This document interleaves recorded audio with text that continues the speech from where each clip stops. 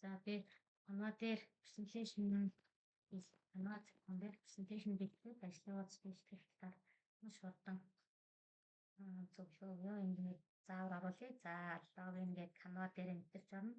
За Facebook-ээр юм уу, Gmail-ээр аль аль ингээд мэдрээд болно.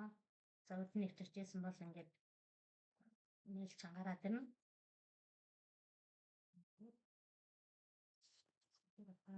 Нээл нөгөө кодсож за ингээд за Canva ингээд мэдрээд Facebook-ээр юм ямар нэг аргаар орчин.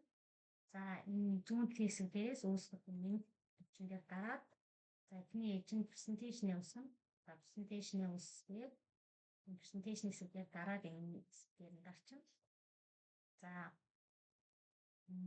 яг нөгөө юу үүсгэж байгаа гэдгээс гадаад тэгээд notification дээрээ ингээд бэлтжиж болно. Хэдвэр ангийн ямар хичээлээр яг ямар сэдвээр гэдэг ингээд гаргаад тэгээ тэгээд за одоо энэ зүүнтлийн description дээрээс ингээд дараад copy paste тэгээд хадгалаад өгнө. За сэдвэр ингээд газар зүйд хэлээд тийм сэдвэр ингээд сэдвэр 50 чихэнд юм 50 чихэнд хийж өгөөд сэдвэр 8-аас 10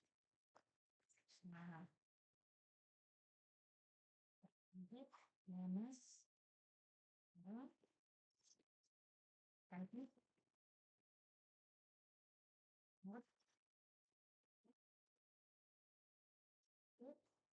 энэ дараа энэ үүсгэдэг. За ингээ үүсчих хооронд нь дахиад одоо энэ дээдлийн хэсэг байгаа л дахиад нөгөө Canva-гийн эхний хэсэг дээр чичиж болно. Дахиад нэг боц. За ингээ доош явах юм бол энэ документ хэрэглээ doc гэдэг энэ хэсэг дээр дараад дахиад энэ шинэ хуудас шүү дээ. Ингээд ямар нэг хэлбэр байна, хэлбэрүүд нь байна. За хамгийн их хэлбэр ингээд. За энэч bright гэдэг хэсэг дээр дарлаа.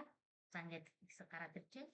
За одоо яг саяныхаа нөгөө копигдсан байгаа хэсгээ ингэж ингэж гуйлж оруулаад хоёр авчихна. За сэдвээ. За ингэж чим юм уу?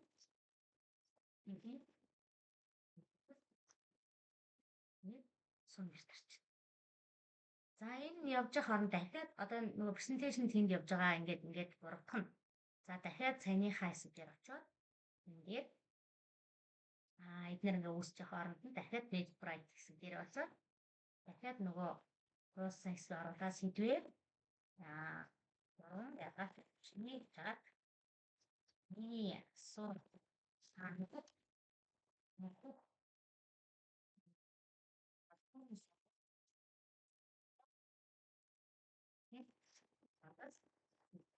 За ингээд энэ хоорондоо ингээд бэлтгэв. За одоо эхнээс нь харъя. За энэ бол бидний нөгөө саяны бэлдсэн 30 минутын төлөвлөлт. За insert дээр дарч. За ингээд харах юм бол за хичээлийн зорилго за хэдэн минутанд юу хийх вэ? Практик дадлага нь юу аах вэ? Асуулт нь юу аах вэ? Үр дүнд нь юу? Яаж дуусах вэ? Хэрэглэтгүүн нь юу аах вэ? Ингээд бүгдийг гаргав. За share хэсэг таалагд ингээд засчвал засвар хийж болно. Тэгээд таалагдж байгаа юм бол ингээд ерөнхийдөө засвараа хийчихвэл за энэ share хэсэг дээр дараад download ингээд дараад за PDF-ээр хадгалж болно, документ буюу Word дээр хадгалж болно. Download гэж ингээд хадгалаад таталж компьютер байгаа. За энэ дээр presentation явж байгаа. За ингээд гарцсан байна. За энэ дээрээ даалаа. Энэ хэсэг дээр ингээд бүгдийг сонгосон. Дээр дарч. За мөн ялгаагүй энэ дээрээ засвар хийчих.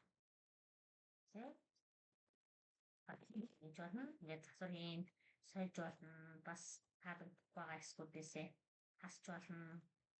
Яг ингээд ямар сэдвээр хийх гэж байгаа гэдгээ сонгоод бас share дээр дараад download. За тэгээд энэ дээрээсээ presentation хэлбэрээр download ингээрээ татчихна гэсэн.